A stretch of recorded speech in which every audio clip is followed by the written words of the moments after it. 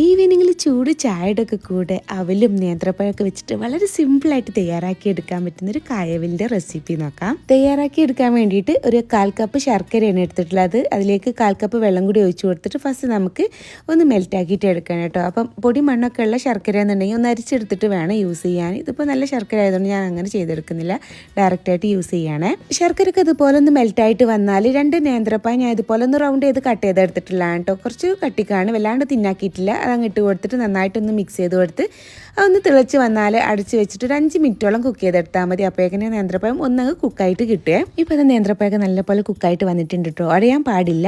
ഇനി നന്നായിട്ടൊന്നങ്ങ് മിക്സ് ചെയ്ത് കൊടുത്തതിന് ശേഷം അതിലേക്ക് ഞാൻ 1 കപ്പ് അവലാണ് കേട്ടോ ഇട്ട് കൊടുക്കുന്നത്. അതിൻ്റെ കൂടെ 1/2 കപ്പ് തേങ്ങ ചെരുവി എടുത്തിട്ടുള്ളതും ഒരു 1/2 ടീസ്പൂൺ ഏലക്കപ്പൊടിയും കൂടി ഇട്ട് കൊടുത്തിട്ട് അതെല്ലാം കൂടെ നന്നായിട്ട് ഇതുപോലെ ഒന്നങ്ങ് മിക്സ് ചെയ്തെടുക്കാം. നേന്ത്രപ്പഴം ഉടഞ്ഞു പോവാതെ ഇതുപോലെ വേണം മിക്സ് ചെയ്തെടുക്കാൻ. ഇനി ലാസ്റ്റായിട്ട് ഫ്ലെയിമൊക്കെ ഓഫ് ചെയ്തതിന് ശേഷം അതിലേക്ക് നെയ്യിൽ വറുത്തെടുത്തിട്ടുള്ള കാഷ്യൂം അതുപോലെ ഉണക്ക മുന്തിരിയും കൂടി ഇട്ട് കൊടുത്തിട്ട് ഒന്നങ്ങ് മിക്സ് ചെയ്തെടുക്കുക കേട്ടോ. ഇത്രയുള്ളൂ നമ്മുടെ ഈ ഒരു കായവലി. അപ്പോൾ ഇതുപോലെ റെസിപ്പികൾക്കായിട്ട് പേജ് ഫോളോ ചെയ്ത് സപ്പോർട്ട് ചെയ്യാൻ മറക്കരുത്. Bye from recipes kitchen.